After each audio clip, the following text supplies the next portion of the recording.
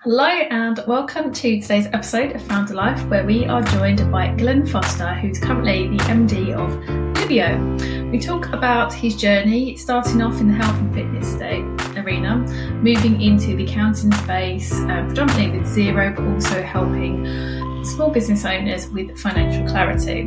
We talked about his leadership roles and sales roles, and probably more importantly, we talked about some of the things he's tried and how trying to do things, he's not failing, and just not being scared to do new things. So let's get into the episode.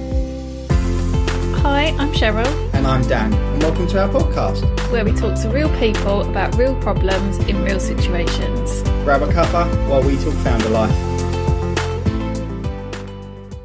Hi Glen, and welcome to Founder Life. Do you want to start off just by sharing who you are, what you do, and a little bit about your journey to where you are today?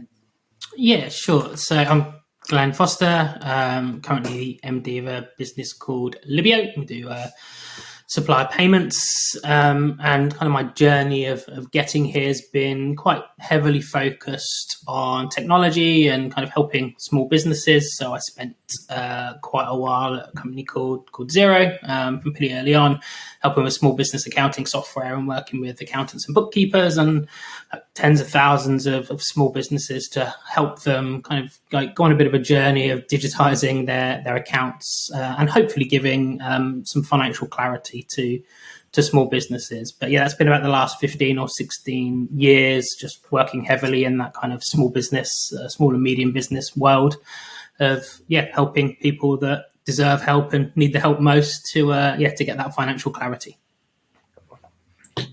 Cool. So just go back into your early days at Xero. So you joined Xero when it's quite newish in the UK, wasn't it?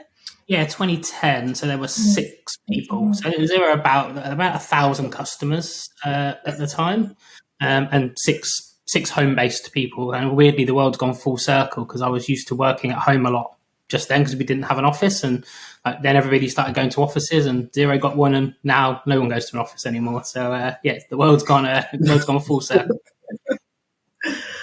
Yeah, so you've kind of seen then the rise of that whole digital transformation from not a lot of digital all the way through to now. I'm sure there's so much more still to come, obviously, but you've seen that big early transformation. What was that like to be a part of? It was good fun to start with because, like I say, typically with software, larger businesses have always been able to afford to purchase the tech that they need. Small businesses, it was often hard for them because there was usually capital outlays. Like if you bought, back in the day, a copy of a desktop accounting system, you'd have to pay £1,000 out up front, roughly, right, to get access to that. And then you'd take some training, and then you'd realize that the product's actually written for accountants and bookkeepers. So me being a florist doesn't understand how that works. So I never really got the value out of it. And then with the internet and software as a service, we started to see, first of all, people building products for small businesses to use and understand, whether it was accounting or CRM or payments. There's a whole multitude of them. But actually they could deploy it on a software as your service model, so pay as you go, and deploy it across millions of businesses all around the world if you wanted to, without needing to put software onto a CD, worry about printing instructions, putting it in a box and shipping it all around the world. So that first phase of digitalization, when the internet got quick enough for these products to be able to exist, was exciting because, in all honesty, with the early days of Xero, we never really spoke about the features of the product too much. We just said it's unlimited users, built in the cloud. You can collaborate with your accountant, your bookkeeper, your financial advisor, whoever it is. You can all collaborate on exactly the same data set. And that was kind of enough. Actually, it was a pretty easy sell at the time because we went, one set of data, no USB sticks going backwards and forwards, and I get to work closer with my accountant. And for accountants and bookkeepers, it was an even easier sell because they'd been craving the opportunity to work more frequently with clients.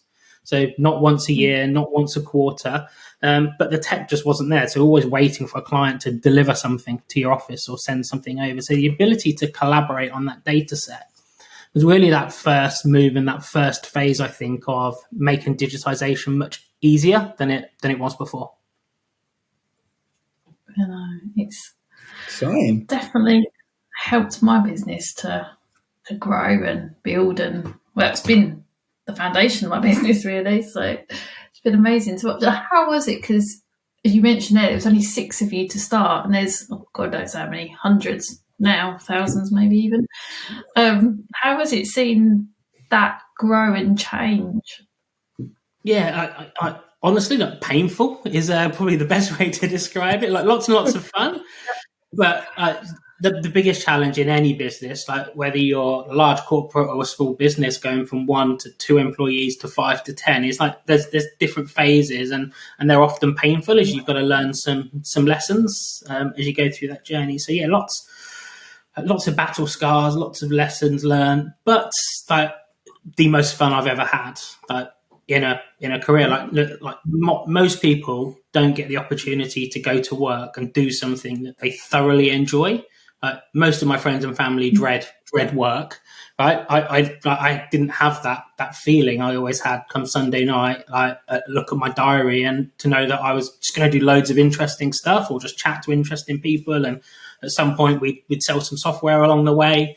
But actually, it was more about like the excitement of the people I was talking to and what I was doing. So yeah, you find it's that balance of, and what they say about anything worthwhile like isn't easy, right? And that's where it was. It was growing a business is hard, no matter how big or small it is. But as long as you get the enjoyment out of it, it never quite feels like a job or a chore, and you don't dread it. So that was definitely an exciting phase of my career. Kind of like 2010 to 2015, like probably the highlight of my career, as we were introducing new technology to people, and the penny was really dropping with accounting firms and bookkeepers, and they were helping grow Xero.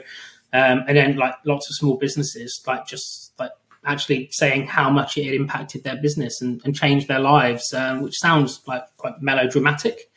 Because this is like it's just accounting software, right? It's but actually, and one of the things that always shocked me, and I kind of fell into believing early on, was that small businesses didn't care about the numbers. We had accounting firms tell us that, like, my clients don't care about the numbers. That's why they pay us. And I think what we quickly found is once you give people access to data, it's quite addictive. We had businesses then logging in like regularly, doing their bank rec on the bus, like on the way into the office. Like, actually, people were engaging more often.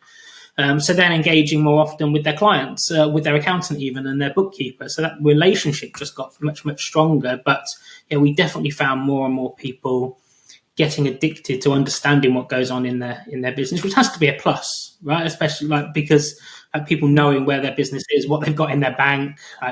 Late payments is still a huge challenge, but understanding who owes you money, how overdue it is, those kind of things only really became a reality when you had some pretty up-to-date data, and not, hey, look, this is what last quarter looks like. We've just done your VAT return. By the way, you're about to run out of money. Actually being able to give that insight and kind of forewarning is kind of what accountants and bookkeepers wanted to do. No one wants to work once a year. No one wants to look behind and just tell people what have happened. But the tech and the data wasn't there to be able to do that. So you can only work with the tools that you've got in hand. Well, prevention is always the best cure, isn't it? And Indeed. And it seems like software, that's exactly what it's done, isn't it? It's given people oversight to help prevent things from happening, cash flow issues or whatever it may be. Yeah, definitely. And then, like you say, you see all the other solutions that plug on the back of products like Xero, allow businesses to really get under the hood of not just necessarily the financial data, but lots of other things that go on, and then just allows them to enhance the customer relationship that they have, to allow them to cross-sell and upsell better into their base of customers and be more successful. So yeah, I definitely agree. Prevention all the time, and now the technology is there. There's not really an excuse for not being able to do that and not understanding what's going on in your business, and then working with your accountant to set yourself some goals, right? Whether that's an exit in the future or handover of your business to somebody else, like whatever it is, you can kind of work on that earlier than you could before, because you know exactly what's going on under the hood of your business. Yeah, which is so important to know what's going on, when there's something that you're running, isn't it? So having transparency over that is great. No, it definitely is. So you've obviously been in the accounting space and the tech space now for a good 15, 16 years, as you said. Did you have any of that beforehand? Is that kind of what you wanted to do when you were younger, or how did it come about that you got into this space? Yeah. So pre-Xero, I worked in like another accounting tech company for 4 or 5 years. That was kind of fine, but like didn't give me the same passion that Xero got. So like the Xero opportunity was kind of like weirdly accidental, but like a kind of coffee with the MD at the time kind of made me switch over. But prior to that, like my original background was health and fitness. So it might seem surprising right now, but like early 20s, I worked in like a number of gyms. I ran a health club and a spa in a hotel for a period of time. And what ended up happening is I had the gym side of it. I had a little personal training and class teaching business. So I taught things like body pump and body combat, and moved into leadership and management because that's just, I don't know, naturally where I ended up going, and pretty much ended up just doing sales. And liked like talking to people. I liked like helping people kind of come on board with the gym and get them set up and help them kind of realize their goals. Mm-hmm. But it like I couldn't quite figure out where my career was going to go from there. So I kind of looked around and looked for other sales opportunities that I thought would be interesting, and kind of got introduced to somebody at a company called, it was MYOB at the time, who are a bit like Sage in the UK, but Australian headquartered. And they were here for a few years, and got introduced to the sales director there, and kind of like jumped on board and moved down to London for a couple of years to look after sole practitioner accountants who were using their products. And that's my first interaction into the kind of accounting and bookkeeping world. And like the thing that always sits with me is it's kind of the hardest and the easiest industry to sell into. So it's hard because it's often hard because people are so busy, and they were often charging by time. So time was money. Like actually getting in front of somebody to show them something that you've got is quite difficult. But once you do and you show value, then it's a really easy sale because they're professionals. They understand like the concept of value. It's like, here's a solution. This is what it does. This is the cost. This is either the time it's going to save you, or this is how you're going to be able to service your clients much better. Then like that sale element is actually really, really simple. So like such a great industry, and like I feel really privileged to have built my career in that world, and to have built relationships and a number of people that I know extremely well nowadays in that industry. And I can't see myself ever deviating too far away from it, because I'm just passionate about helping the kind of financial industry, and particularly like the small business side of it thrive. Like if I can keep impacting small businesses, it feels like there's quite a strong purpose to that. So when I do get up on a Monday morning at 6 a.m. to jump in the car because I've got to drive to Cleethorpes or somewhere to see an accounting firm, I do it relatively happily, because I know that what I'm doing is going to help some small businesses really thrive and get on board with the product, and hopefully be successful and impact positively that late payments kind of epidemic that exists. So yeah, it feels like I'm doing my tiniest little bit to impact the greater good of the world. So there's a strong purpose there. Where did that affinity with small businesses come from? Was that from your time, as you said, when you were running a PT, like small PT business, or was where is that? Yeah, a little bit. Like I never really thought of it like that. Like the biggest challenge I had, I remember when I kind of launched that little side business, right? So I first thing is you kind of like a lot of businesses do, right? I accidentally picked up a couple of clients that wanted some freelance work, right? So I'm like, this sounds interesting, cool. I know my rates that I do in the gym. I'll just do it outside of the gym, and I get to keep all the money, right? And then I was like, cool. So someone agreed. They said that we want 2 sessions a week. Let's go for it. And I'm like, cool. What do I do now? Now I was like, I need to send them an invoice. How do I send them? How do I send an invoice? And in those day and ages, you couldn't just go and get like invoicing tools. It was like I had some kind of old like probably a legal copy of Microsoft Office. I don't know if I should announce that here, but I was trying to create an invoice template in there to use, so I could send this over, and then somebody paid me with a check, and I had to then go and take the check to the bank. So it was really just quite daunting, actually, because I'm like, well, I don't really know what to do here. Or how to deal with this, and you kind of felt a little bit alone because like you certainly there wasn't as much information on the internet as there is right now. So I think that's definitely part of it. But I didn't really consider myself as a small business or anything like that. I just thought I'm doing a bit of personal training here. But when you think back to it, the challenges I had were the same that lots of other kind of businesses have, and actually. I did it for a while, and then it kind of dried up a little bit as I wasn't really marketing or pushing it too hard. I was just taking what came in, and we kind of ended up kind of wrapping that up and just doing more class teaching in the future through the gyms that I worked with, and then dedicating more time to my full-time job. So it was a strange scenario, but it does, when I look back now and I think about it, I think a lot of the challenges I had are the same as someone setting up a business now that is like, a good IT contractor or a good florist or a great builder, but actually don't really know how to price their services, bill for their time, account for it properly, like all of that stuff. You just never really understood. And then like the next kind of enlightening moment was just joining Xero. And I remember that coffee with the MD Gary, like Christmas time 2009. Like we had coffee and a mince pie in a hotel in Kettering, like the technology capital of the UK, as Kettering is.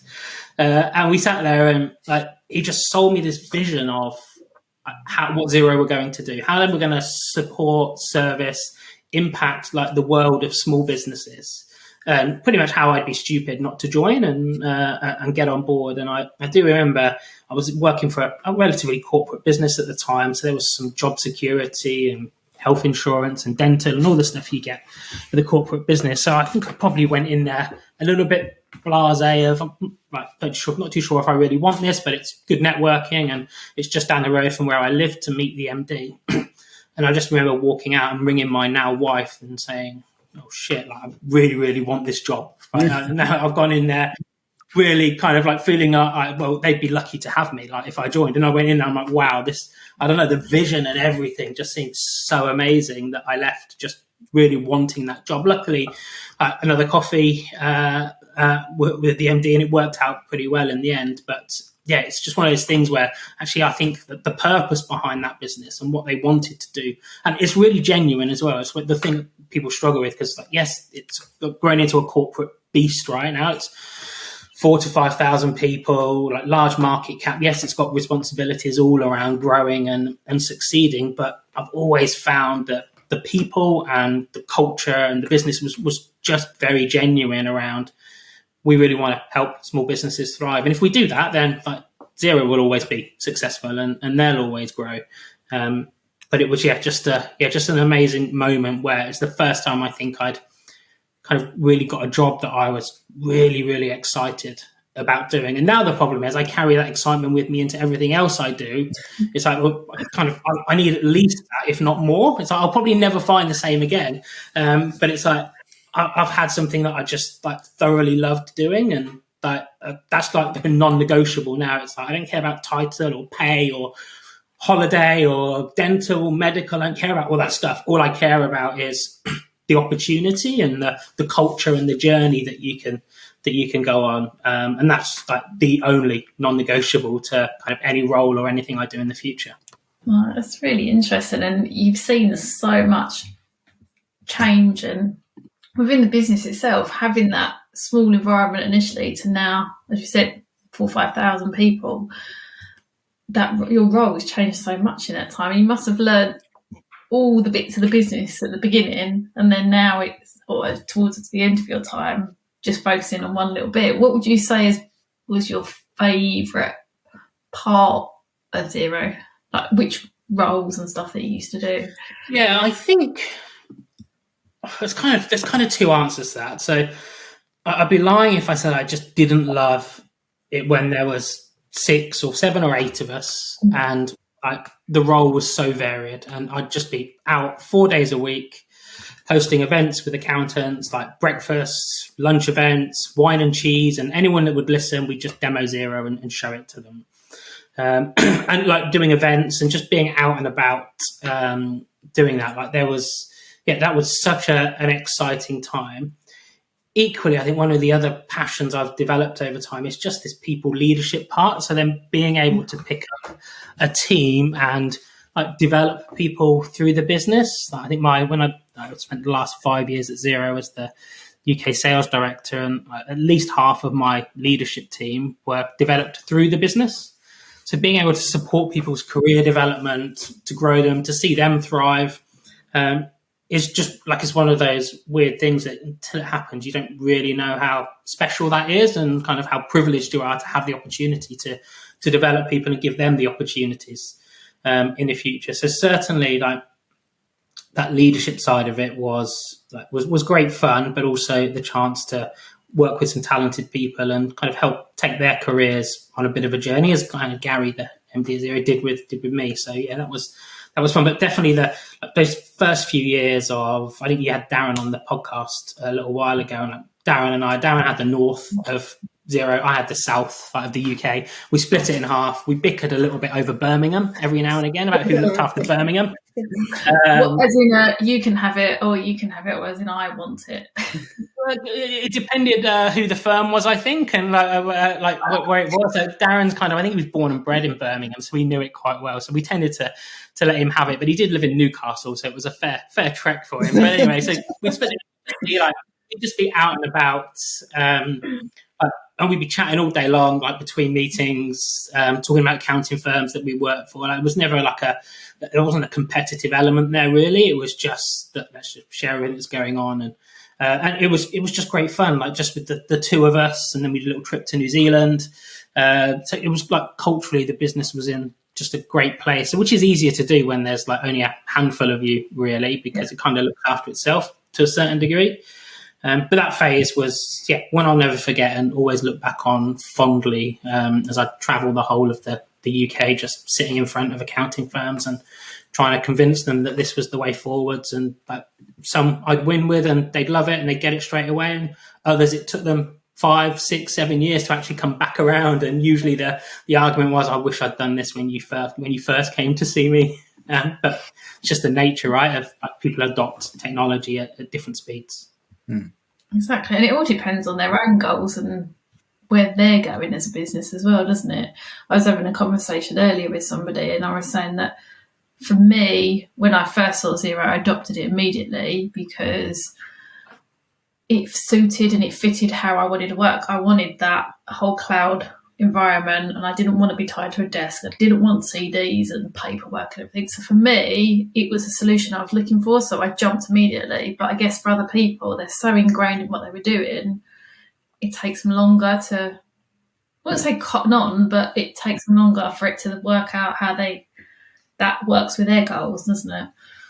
Yeah, and you a lot of the time, right, you bump into the challenge that is what I've got works. So the desire to change, right, isn't necessarily as strong. And then what happens is a client walks in and says, I've been using this Xero thing. Do you guys work with it? And then you've got an accountant Googling trying to find Xero to say, yeah, we know it well. Trying to find the contact details of that Xero guy that came in a year ago, because there's now a good client that's already on it. But people, like I say, people adopt technology at different rates. Like larger firms are often slower because there's just more bureaucracy. Smaller firms see it, like it, can start fairly easily, and I say it's then like relatively easy to get going because you can find a client, right, or find yourself and pilot it and get comfortable with it before you go to your clients. Because that's the hardest part for accountants and bookkeepers is what they're really doing is taking on a product that they're then going to put their own reputation on the line for to go and tell their clients that they should use it. And if it goes wrong, it's kind of them that's on the hook, not Xero. So they kind of go, oh, yeah, Xero's fault. Xero did this. And there's elements of where it can, right, but the product's wrong. But it's like, well, you told me this was a great product and it's not a great product, right? So there's a problem there. So I think you can start to adopt stuff fairly slowly, which is usually the right way to do it. Like just get comfortable with what it is. And then when you're ready, you can put your foot on the accelerator and go as fast as you want. That definitely makes sense. And it's definitely what we're seeing as well with when I speak to other accountants or just business owners in general, that seems to be a very similar adoption process across the board for various different things. But there are some industries that are crying out for the technology and digitisation that we've got, and getting the answer, they're not getting it.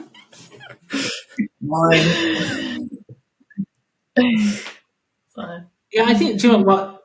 One of the challenges, I think, for software companies is it's hard to crack the small business opportunity because it's typically low cost, right? So Xero back in the days would have been £19. I think it's £26 or something a month now. So it's not an expensive product. So you can't afford to go and see everybody or have humans involved in every single part of the process. Like customer support needs to be as automated as you can make it, because there's not a huge amount of profit necessarily in each customer. Whereas if you're selling to enterprise, that's okay, because you go and do one deal, it's £100,000, and then they're going to pay you £50,000 a year in ongoing revenue. Then that's easy to put someone onto and get them to drive that. So it's a hard industry to do well, but it's such a huge opportunity because there's 5 million SMBs or something in the UK. So if you get it right, and you can get your model right, then you can win there as a business, and there's loads of value and loads of opportunity. It's just a hard kind of go-to-market strategy to get right, because it's really easy to burn lots and lots of money getting it wrong and realizing that, you've got way too many people and not enough customers coming in the door. Yeah, we've definitely seen that with some software companies, unfortunately. But it's all trial and error as well, isn't it? Because if you've got these great ideas and you don't take them to market, you're never going to know if it's going to work or not, do you?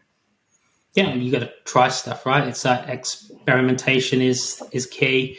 And I think there's a cycle of I talk about the worst thing in business is when people say that we tried that and it didn't work, or we've always done it this way. Like quite common answers to questions or ideas about doing something differently. And I know that I spent so long at Xero, I was always pretty conscious that I didn't fall into that bucket, which is why when I looked at my teams, it was great that we had 50-60% that had come through the business, but you needed that external factor as well. So we need new people coming in at senior levels who brought a different way of thinking, a different way of challenging and things like that. And as much exposure to mentors and outside influences as possible to really just challenge what we were doing. And lots of businesses in that same position where someone maybe have set up a business and they've been working in it for 5 or 10 years. It's hard sometimes to, as much as you want to, take yourself out of that and really think about trying some different things. But I think that experimentation thing is absolutely key, to try a few things and see how they work and be confident enough if they don't work to stop doing them and say that we tried it, it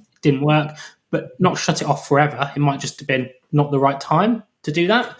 Actually, in 2 years' time, it might be the right time to try it again and see if it works. But I think, that continual process of test and learn is important for businesses of any size. Well, businesses, you don't evolve, you don't adapt, you end up gone. So you need to try new things, even if what you've got isn't broken. There still might be an even more efficient way of doing it. And going back to what you said earlier about it was difficult at first because time is money. Yes, time is money, but I think with the right technology, we can come away from this environment of time being money. So something has to take a long time. Sometimes you're paying for experience, and that could only take 10 minutes, but the experience is absolutely worth more money than someone taking a week to do the same thing. So, technology helps with that. That's the concept of value, right? Value is different to cost, right? You may only take a small amount of time, but the value someone gets from that is enormous. Whereas if you were charging by time, for example, that 10 minutes might not cost very much, but that concept of value can be enormous. Just a quick shout out to our sponsors, Xero, who, in my opinion, are the best accounting software out there for small businesses. One of the features that my team really love is find and recode, and this isn't just for accountants and bookkeepers, this is for anybody who needs to correct mistakes in bulk. So things like if you've put through a load of transactions with the wrong VAT treatment on, you can just go through and select them, find them, select them and recode them, or you've put them to the wrong place, or anything that you need to correct in bulk, find and recode is your tool. Check out Xero today at xero.com. That's Xero with an X, Xero.com. You said earlier about having quite a few battle scars. Do you want to talk about what some of those might be and what was learnt from those? Yeah, I think hiring people is hard. Mm-hmm. So, and I think to give some concept of the growth, I think I went from being one of two salespeople to running a team of 150 people. Okay. So it got pretty big, like relatively quickly, and like hiring the right people, then making sure that you develop the right people into leadership roles. I think is important, and definitely made mistakes there where I just expected that, you know what, we had good people in the business that were great for the company, really really added value to the culture. But I didn't do too much when we put them into leadership roles and just expected them to suddenly become great leaders, and magically they didn't. And then realizing that you really had to invest in these people. And the best learning I've got, and the thing I take with me, is like every single employee, whichever business I've ever worked in, they deserve the very best people manager. They deserve someone to look after their career with them.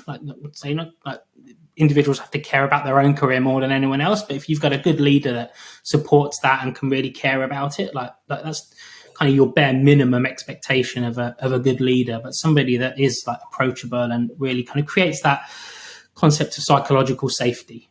You feel like you've got a partnership with your leader. So definitely got that wrong quite a few times early on before we fixed that. And one of the things I launched about 6 months ago was just like a hobby project called Learning to Lead, which was helping leaders in tech companies for free. It was just like, I've got capacity to take on 3 people, and I've just been mentoring a number of people who are new leaders, because most businesses don't have, Xero was lucky enough because it was big enough to then build an infrastructure where it trained potential leaders and had training programs and investment. Most tech companies don't have that, and we don't have that at Libyo. Someone becomes a new people manager, and they've kind of got to learn on the job a little bit and trust that they've got a good manager. So I've been spending time with some kind of up and coming leaders in tech businesses, and actually one person from an accounting firm as well, who's kind of moved into a people management role in an accounting firm. And it's been great. Firstly, I feel like I'm giving back a little bit, but more importantly, I think I've learned more doing that than probably they have. Embarrassingly, it's just been such a great learning to understand how that operates in an accounting firm, but equally other tech companies, and how they operate, and the kind of things that the people need to know that don't understand, like how do I manage people's performance, right? How do I set clear and concise goals? How do I motivate and build a great culture? Those kind of things that you don't often think about. And whether you're a business of 5 people or 500 people, it's all equally as important to make sure you're dedicating a little bit of time to that side. Yeah, definitely. No, that's a really great project to do. I know I never had any leadership training, people management training, nothing. I one day was an employee, then I was a business owner, and then a couple of years down the line I had my own employee, and I was just I don't have a clue what I'm doing. I think it's the same for many small business owners, isn't it? We learn our craft. We don't learn to be a business owner. We don't learn to be a leader or anything like that. It's so much learning on the job. Wish I'd have known you a few years earlier. Well, I have to know you, but I wish I'd known you doing that a few years earlier. I've learned so much. I think I've always worked on the basis of I want to be the person I wished I'd had, or I want to be the person that complete opposite to the bad leaders that I'd worked with. So, but then again, finding that balance between going too far that way, it's been interesting. So what's nice now is you see there's this kind of ecosystem of like support around, definitely, I'm sure it's the same in other industries, but around the accounting world, right? So there are lots of groups or mentors or people that like you can use to bounce ideas off, because that's really all it is, right? It's like, I've got this scenario or this challenge, like what would you do? Like how would you deal with that? Any advice? Well, maybe that hasn't always existed. So I think it's definitely a nice environment to be able to get like free support that you need from people that have been through similar challenges and through similar journeys. And like some of the paid for groups that are supporting accountants are great now, because they're like more modern accountants that have been through that journey in recent times that are now helping to support like other accounting firms who are building their business, which is great, because there was a period where like the people doing a lot of that work were maybe like from 10, 15, 20 years ago, and like the market's moved on. So seeing lots of people who've built cloud-based accounting practices and bookkeeping practices now being able to support like others is great. And you've got these little networks, especially within that Xero world, where accounting firm owners have built their own little relationships and their own groups where they know people and they can chat through stuff, and it doesn't feel competitive,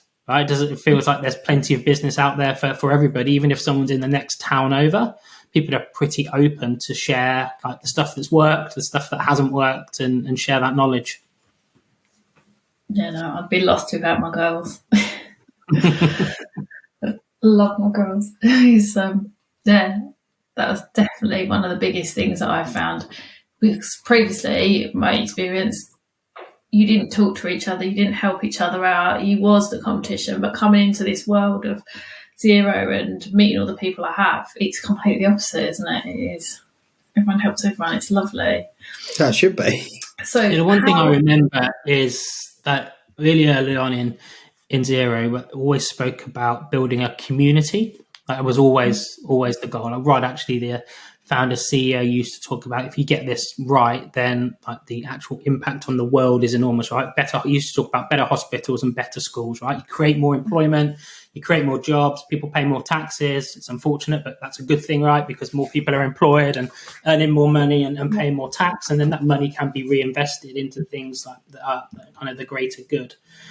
So yeah, but that kind of community impact of saying like we want to build this community of accounting firms, because like if you put a commercial hat on there, it's really easy to ditch a product. You can switch Xero out for a multitude of other products if your only relationship is with the product and you're not that well embedded with it. You don't really leave a community. Sounds like people describe it as a cult. I kind of always took that as a compliment. It's not a cult. But what they're really saying is people enjoy being part of that community. They get value out of it, which is far overarching than just, hey, we've got this really cool software product that helps me work with my clients better. They value the other stuff that they get as a byproduct of being a Xero partner. And that's the bit that makes the company quite special, I think, that they cared about that. And it always felt a bit arrogant early on. It's like, because like we may have had like 40 accounting firms. It's like, well, it's not really a community. Like there's more people in the pub than you've got in my local pub as you've got there. So, but then it kind of grew and grew. And actually, I think the culture of like not just Xero teams, but actually Xero accounting firms shines through. Because I drove down to Worthing yesterday and drove past an accounting firm, and they've got their Xero logo on their sign outside, and it's like always gives me just that little smirk, because it's like they feel part of that community, that they want to share that, hey, look, we're a Xero partner, like we can help support your small business needs, but that community is a very kind of special place, which is when you go to Xero events, you get that feeling. Cool. So you've learned obviously so much in your time at Xero, and you've taken that all into your current role at Livio. How have you found that transition? Because obviously Livio is a smaller company, so have you found that transition of going from such a bigger company back to a smaller company again? Yeah, it was tough, I think, is the you kind of, I was craving something smaller. Right? It was the reason for moving on was that felt like job done at Xero. It was big business, like doing really, really well. But it was hard to see your impact. how to see like what you did and how you impacted it. So I was definitely craving something smaller, like launching a company. So Libio is a French headquartered company, and I effectively went in to launch the UK arm of the business. So we had 6 UK employees, and then support from like 100 or so people in France. But it was definitely a learning curve when someone whips away your comfort blanket of all these other people that can support you and help you and really just challenge a lot of your ideas. So that was a tough learning curve to get over, especially when you're sitting in a meeting and you come up with a bunch of ideas and then you look around for who's got to go off and do the work on these ideas, and then you realize that person is you. So it's like, okay, well, I'll go and work on this. But I think I've always, throughout my career, the focus has always been on just learning new skills. And like I'm at Libio till the end of June, and then I kind of move on, and I'm doing a few other things through the summer. But the thing that I can't claim that it was ever the wrong decision to do it, because I would have been there kind of 14, 15 months. And I've learned more in this last 14 or 15 months than I think I did in the last couple of years at Xero. At least 2 years, like difficult because I learned a lot through COVID period, but like there wasn't like lots of learnings further on down that period at Xero. But like being involved in a much smaller business, getting right down into the detail, like working with investors and kind of helping kind of embed that business in like the UK and into France as well, has been such a great learning curve. And again, I've added to those battle scars, but I think in a good way, because there are very few businesses out there where everything just ran perfectly smoothly and like ended really, really well. So I think just continually taking those learnings is great. It's put me in, so like throughout the summer, I've picked up 3 consulting gigs. So I'm really looking forward to working with 3 different technology companies to kind of just tell them all the stuff that they shouldn't think about doing right now, because I may have tried it and didn't quite work as expected. But then equally, like, they should challenge the thinking around that, right? Of whether I'm right or things like that. So yeah, looking forward to kind of getting back into helping some startups. But it's definitely a learning curve, I think, around moving from a kind of a larger business into a smaller one. The tech industry is a pretty tough one at the minute, with whether there's a looming recession or not, and like the way tech companies grow, you could argue is semi-negligent by raising lots of money and then hiring lots of people and crossing your fingers and hoping you grow, and if not, you just raise some more money. But yeah, lots and lots of good learnings over the last year or so around that. Yeah, and all the learnings just take you forward anyway, don't they? As you said before, it just helps you to grow, doesn't it? Yeah, I think careers aren't linear, is what you learn, right? It's not everything's not like necessarily a step up in salary or title or size of your team, right? They kind of go up and down, up and down.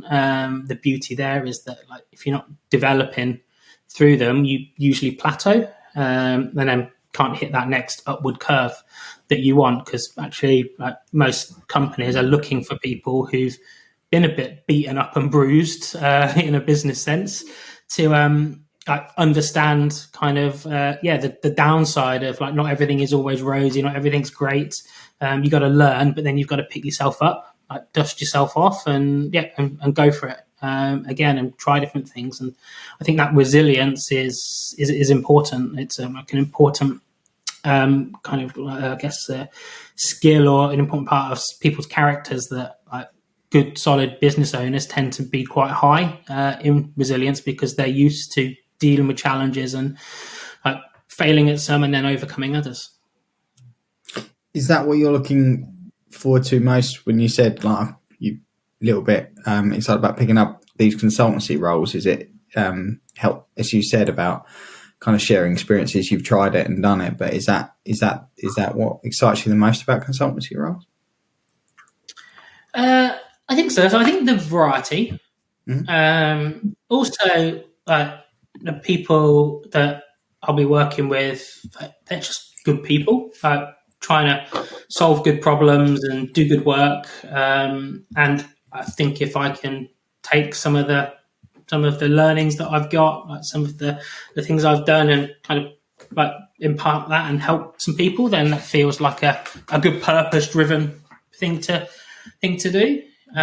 So yeah, but I think the variety and the ability to, like I said, to have an impact is great, and the opportunity to work 3 days a week through the summer is also quite attractive. Especially with your two little ones. Yes, yeah, I've tried to. I think Cheryl and I were talking earlier, like they'll go to school next year, so like time to take it a little bit slower through the summer, spend a bit of family time, but start to tackle the job list that my wife's given me.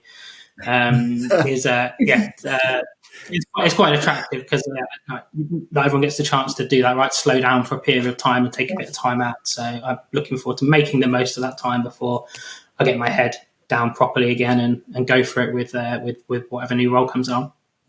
How did you find kind of going back through your career juggling that? Obviously, you had quite a role managing 150 people and aggressive growth at Xero and with the role at Libyo and whatever else you're saying about you look around the room and there's no one really to support you. Have you found juggling that role and balance really at home? Not too difficult. And the beauty of Libyo is they were French headquartered, whereas like Xero were New Zealand and Australia. So I've got my evenings back straight away, which you don't really think about enormously because you just get on with your job, right? And you take time back in the day if you're on late night calls. But actually being able to switch off at 5:30 and just be with the family was really nice. So I think it's that, trying to get that balance right. But I think that like work is work, right? It's great that you enjoy it, but there's nothing more important than family. So you got to dedicate that time. My wife picks up most of the responsibility, and like in all honesty, for like shepherding the boys around and making sure we don't lose either of them. But I try and be as hands-on. And as useful as I can. But yeah, I think you got to make sure you really focus on that balance, focus on the switching off, making sure, when you do switch off, you properly switch off, you take regular holidays and regular breaks so that you can dedicate that time. But yeah, I love the fact now that companies are so more focused on well-being. That now we don't celebrate people working as much 60 hours a week or late nights and early mornings, right? There's times when we all need to do it. Like we all need to burn the candle a little bit to get stuff done, but then you can take it back and slow it back down. I just love that the world seems to be modernizing a little bit and putting more focus on to mental health, more focus on to well-being, more focus on to like output, but not necessarily the amount of time that you work can only be positive for people's lives. Okay. Especially with the shift in culture as well, to recognising that people have home lives and personal lives and families and children at home that you want to spend time with. I don't know if we live in a bubble because we are in a culture or businesses that have that kind of culture that work around your families, or if that really is echoed across the whole of the working world. But it's so lovely being in a bubble, if it's a bubble. I mean, well, I bet you there's so many industries as well where if you look at people that work long hours and whatever else, it'd be really interesting to see how many of those hours are actually productive. Yeah, that's a good point. Yeah, it's a refreshing position to be in at the minute, I think, where like, whether it's remote or hybrid, you see all these companies popping up now where you can hire staff in any country, or you're like Libya, we've got quite a lot of like younger people in our kind of tech teams, and I jump on a call and like one of them will be in South Africa and one of them will be in Peru, and like they're still working, they're doing their job, but they're just making the most of the ability to work remotely. And kind of just get those experiences that you like don't normally have. I remember being in my 20s and like I worked from an office in London and out and about every now and again, but like I certainly didn't have the flexibility to be able to say, hey, I'll just pick up my job and take it to another country and work there for 3 weeks, and then I'll tag on a week's holiday and I'll go and do safari in South Africa. Like that. I think that ability, that like flexibility is great, and that becomes a USP for smaller companies over larger ones, because most larger ones don't give that opportunity. Cool. Well, I'm going to have to start wrapping up in a minute, but I've just got 2 more questions I want to ask you. So, first of all, we've started recently in the last few episodes. Everyone seems to be recommending a book that they've read that has really helped them in their profession or career or whatever. And I noticed you've got a few in the back there. So, have you got any books that you recommend? I think my favourite is probably a book called Extreme Ownership, which is kind of like a Navy SEAL / business book. It's Jocko Willink, I think. But it really is just about leadership, and I always get quite interested in the whole military side of leadership, right? So it's a great read. I really enjoyed it because it just focuses on like how the Navy SEALs take leadership seriously and how they invest in that. And yeah, it's a great read. Like from a business point of view, I kind of also like the books by Patrick Lencioni, like particularly The Ideal Team Player, which is a book talks about like when you're hiring people, like hungry, humble, and smart, and not intellectually smart, but more like emotionally intelligent. Like they're the 3 skills that you should hire for, or the attributes, and everything else can be trained. So it's a great read about how teams are important. Like no one is bigger than the team. So I like a lot of his books because they make a lot of sense around how you should build the kind of business and the kind of team that you want to build. Oh, thank you. I'm going to check both of those out. You only have to look at Alex Ferguson's Man United for that, don't you? No one's bigger than the team. So. Yep, indeed. But I'm not sure you should advocate throwing football boots at people. But yeah, definitely. I was thinking more like the selling of David Beckham, the selling of Jaap Stam, the selling of players that thought they were more than the team.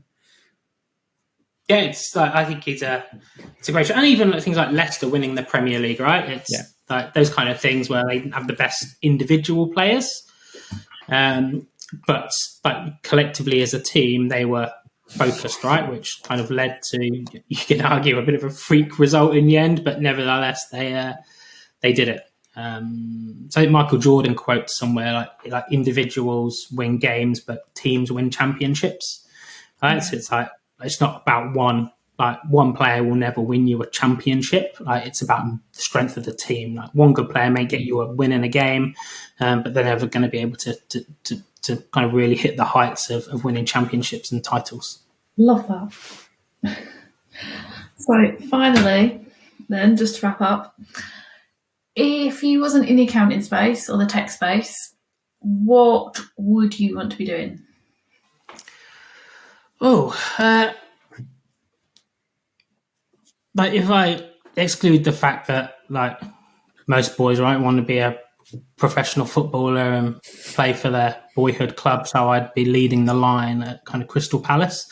But if we ignore that, do you know what? Weirdly, when I was a kid and I filled out one of those like questions that said like ideal careers, right, it came out with horticultural worker, which was a posh term for like gardener or farmer, I think.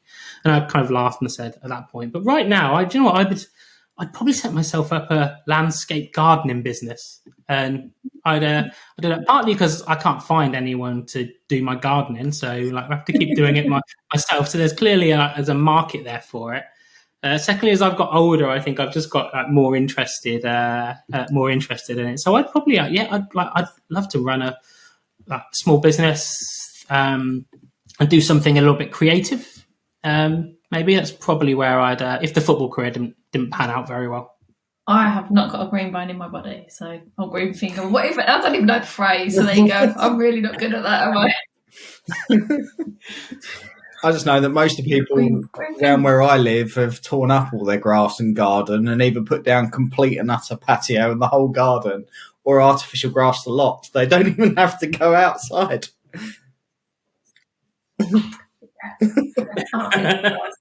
Can't kill it then, can I? I didn't say there's anything wrong with it. I'm just saying that's what they do. People hoovering their grass is a very strange thing to witness, though, right? So I have never hoovered my grass. So I will not comment on whether my husband has or not, but I've never done it. Oh, well, I suppose we should wrap up then. So thank you so much, Glen, for joining us. I've also known you for years, but I still learned even more about you today. And it's been really interesting. Thank you. thank you. thank you for having me. Thanks for listening. We hope you enjoyed the episode. If you did, please like and subscribe, and we'd love to hear your feedback. So please do leave us a review or drop us a DM on our Instagram @FounderLifePodcast. See you in the next episode.